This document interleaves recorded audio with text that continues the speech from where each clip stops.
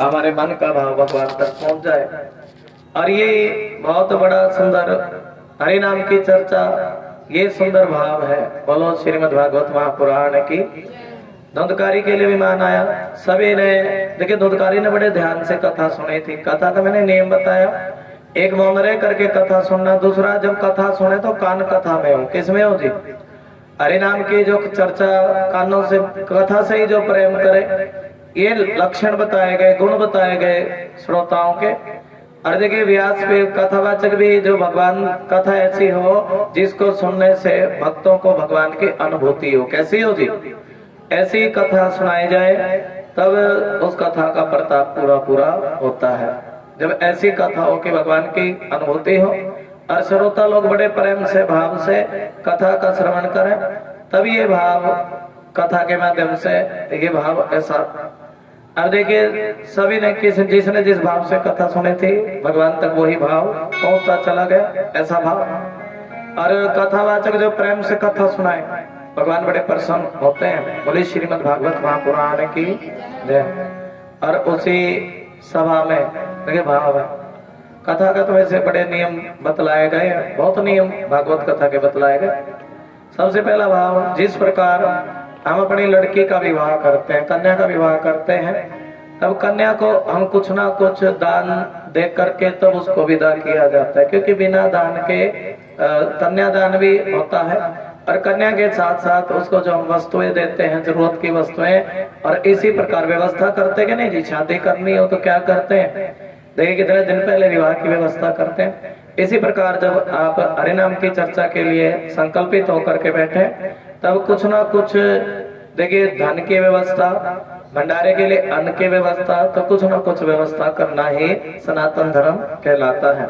ये भाव है, ये धर्म कहते कुछ ना कुछ व्यवस्थाएं कर लेनी चाहिए। और भागवत की कथा किसी भी महीने में हरि नाम की चर्चा सुनी जाए और निष्काम भाव से सुनी जाए तो वो चर्चा पूरा पूरा पुण्य प्राप्त करते हैं। और जितने भी दूर तक हो सके कथा का निमंत्रण देना चाहिए। कम से कम 21 माता बहनों को दूर दूर तक जाकर के कहना चाहिए कि यहाँ पर कथा प्रारंभ हुई है। और जैसा भी समय लगे कथा में आए।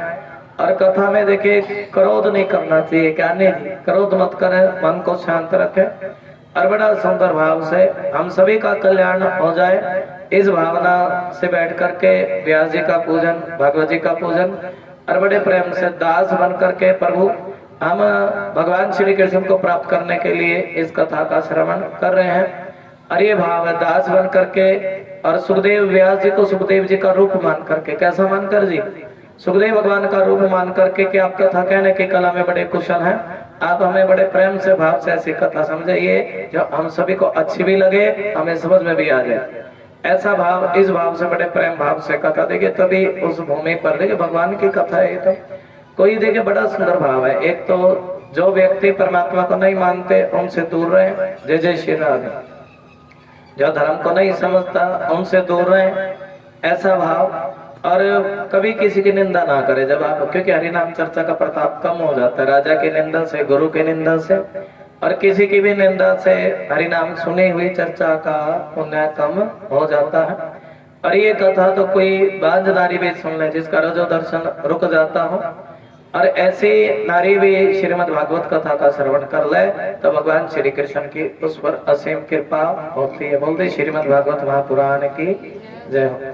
और देखिए जहाँ कहीं भी हरि नाम चर्चा होती है, कोई भूत प्रेत पिशाच वहां पर भटकते नहीं है। और ये भाव है, ऐसा भाव, हरि नाम चर्चा का प्रताप, बड़ा सुंदर प्रताप, आनंद है। और उसी जगह पर सुखदेव भगवान आए, क्योंकि भागवत कथा में तो धर्म की चर्चा है। किसकी चर्चा है जी?